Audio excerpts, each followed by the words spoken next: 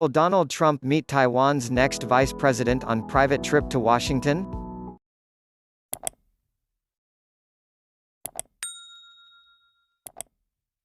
Pro-independence advocate William Lai is expected to attend a prayer breakfast, raising possibility of meeting with the U.S. president visit as most high-profile call in U.S. from Taiwanese politician in decades.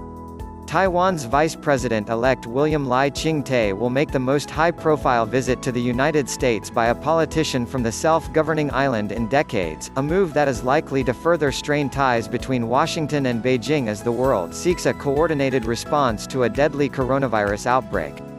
Lai is expected to attend the annual National Prayer Breakfast in the U.S. Capitol on Wednesday, setting up the possibility of a meeting with President Donald Trump.